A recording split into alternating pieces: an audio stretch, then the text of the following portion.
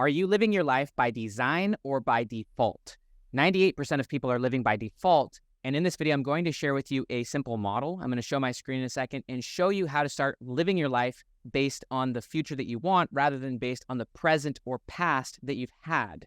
There's a lot of research, and even there's a famous quote from the godfather or the father of American psychology. The father of American psychology was William James. He was a Harvard professor, and he believed that people's personalities essentially solidified by age 30, because typically after age 30, most people are not seeking new experiences. Most people, they've reached a certain place and they've plateaued, and rather than seeking new experiences, most people at that stage continuously repeat their experiences. They just continue to operate from the present and take what they have and then expect that and push that onto the future. And essentially, they just go into a stage of autopilot where they're creating more and more of what they already have. The main point here is that you can either be operating from the present and the past, meaning you take the past experiences you've had, the past results you've had, and also your current life, your current situation, and you can then use your past and present to project forward what you want in your life. You could create expectations for your life based on what you now have,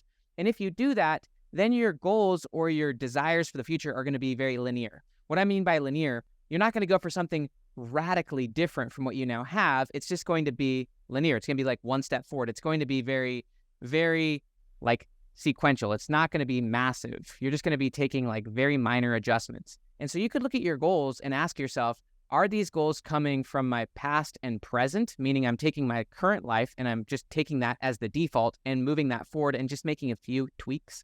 Or are you operating from the future? And this is really where you want to be, is you want to be creating from the future you want, not from the current situation that you have. If you start creating from the future that you want, that future could be massively and radically different from what you now have. The challenge that a lot of people have when it comes to operating and creating from the future is that most people are afraid of what other people think. They also kind of have a hive mind where they're letting the expectations, the belief systems, the cultural norms of reality, and even their current situation dictate what they want. It takes a huge amount of commitment and courage. I love the quote from Alcoholics Anonymous, all progress starts by telling the truth. But if you can start telling the truth and start operating from imagination, Albert Einstein said imagination is more important than knowledge. If you could start being really open and honest about what you want and not really caring about what other people think about it. This is the key, is not really worrying about what other people think about it. Once you start operating from imagination and from intrinsic motivation, which is what you most want, actually hearing that inner voice and seeking what you most want, not what you think you need, or not what other people think you can have, or what other people even think is your potential. What other people think about you is none of your business. You get to dictate what that imagination is. And once you start doing that, you can start making quantum leaps because you don't have to be on the same growth journey as anyone else. Most people are on a linear growth journey, meaning they're operating from the present into the future. But if you start operating from the future and then using that to dictate who you are and what you do in the present, then you can start making massive leaps, and it will reflect no one else's growth strategy. So this is what you ultimately want to do, is you want to start operating from imagination. Now I'm going to go ahead and show my screen. I'm going to show you a model I created and show you how most people operate in time. This is a psychology of time model, so don't take this as literal. This is how we operate psychologically in time. So I'm going to go ahead and show my screen. So we have our present life, we have our present experience, and we have the past. And this is how most people view the past to the present, is most people believe that it's the past that's driving the present. And so most people, when they're looking at their present life, if I was to ask you, why are you the way you are? Most people would look, they would say this. They would say, well, the past brought me here. Now, this is way more accurate, is it's not actually the past that's determining the present. It's actually the present that's determining the meaning of the past. That's a quote from Brent Slife. He's a theoretical psychologist. He wrote a book called Time and Psychological Explanation. He said that it's more accurate to say that the present causes the meaning of the past than that the past is causing the meaning of the present. Right here and now, here in the present, you can actually reframe and reshape the meaning of the past. I was actually doing a leadership training just last week. It was a company that's doing over $100 million. And at the beginning of that meeting, the CEO just went around and asked people how they were doing. And ultimately, there were some really heated and honest conversations, and they were very hostile, very rough. Two people had a lot of anger towards one another and a massive lack of trust, even such that one of them was like, I don't trust this person, and they were even considering quitting. Well, I shared with them this model that it's not the past that determines the present. It's actually the present that determines the meaning of the past. And I was showing them this model and also explaining that the higher up you go in terms of growth, the more emotional intelligence you need as a person. And so, yes, it takes a lot of emotional development to be able to believe that in the present, you can reshape the meaning of the past. This is what post-traumatic growth is all about.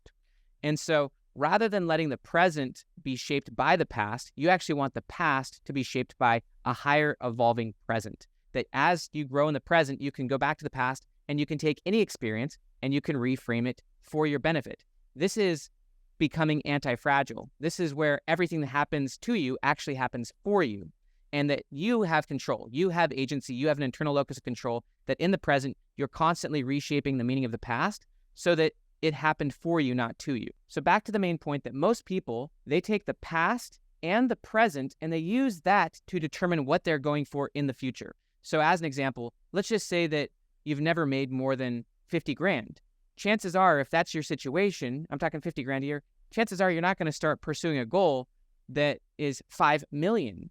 That would be like a 10 or 100x. Chances are, if you're operating from the past and the present, you're going to set a very linear goal, a very minor, very small goal, because you're operating from the past and present.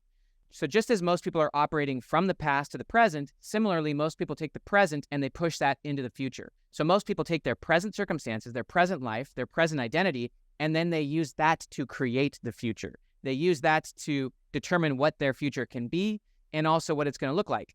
And this is where a lot of the research from Dr. Daniel Gilbert comes in. He's a Harvard psychologist. He shows that most people, they're not very imaginative about the future. They don't really even think about it much. And so as a result, by default, and there's a concept called the default future, by default, people assume that the future is going to look a lot like the present because they're taking the present and they're using that to ultimately create their default view of the future. And that default future is not much different from the present. And so if you're operating from the past and the present towards the future, then your future is going to be basically, you're going to have small goals. One way of saying it is you're going to have small goals because you're not going to ultimately be operating from an imagination future. You're going to actually just be operating from your current circumstances and just taking one step forward. Now, the opposite of how you do this, and I call it 10x mastery, and this fits with the book 10x is Easier Than 2x, which is a book that Dan Sullivan and I wrote, just came out in May of 2023. This also fits with my book, Be Your Future Self Now, which is a breakdown of the research on future self. Dr. Daniel Gilbert, in his TED Talk, The Psychology of Your Future Self, he talks that your future self is actually a very different person than who you are today. In fact, we underpredict how much our future selves will be different. But now, even to Dr. Daniel Gilbert's point, most people are not imagining their future self. They're not thinking about their future self. And to Dr. Hal Hershfield's point, we're not getting emotionally connected to our future selves. So ultimately, you want to go from imagination to emotion to a level of knowing or high expectation and confidence. You want to go from thinking, feeling to knowing. And so a much better approach than operating from your past and your present towards your future, which is linear, which is very essentially small. It's going to lead to baby steps rather than quantum leaps. If you want to start taking quantum leaps, you want to operate from imagination. You want to imagine your future self. And there's a lot of research, which we break down in this book, 10x is Easier Than 2x. You actually want to start pursuing impossible goals. This would be 10x goals. If you make your goals 10 times bigger, and even maybe if you want to bring them much closer so that it feels impossible, then you'll start operating out. You'll stop operating from the framework of your past. You'll stop operating from your current assumptions and beliefs. And this is something that Dr. Alan Bernard talks about, because if you think it's impossible, if you genuinely think it's impossible, then you'll be open to new pathways. Dr. Alan Bernard says that you should ask the question, this would be impossible unless. Unless what? And then you start entertaining it. This goes back to Dr. Daniel Gilbert, that most people are just not thinking about it. So ultimately, you want to think about it. That's why Albert Einstein said imagination is more important than knowledge. You want to start imagining your future self. You could call it your 10x future self. You could call it your impossible future self. You want to start thinking about, what do you most deeply want, even if you think it's impossible? Because once you start thinking about it, your brain will start focusing on it, and your brain will start breaking it down, and your brain will start solving it. Our brains are not only prediction machines, which predict our future and predict what we most expect, but they're also problem-solving machines. And there's a great quote from Dan Sullivan. He said, our eyes can only see and our ears can only hear what our brain is looking for. One of the reasons to set goals is so that you can actually start letting your brain and your subconscious solve it, even solve it while you're asleep.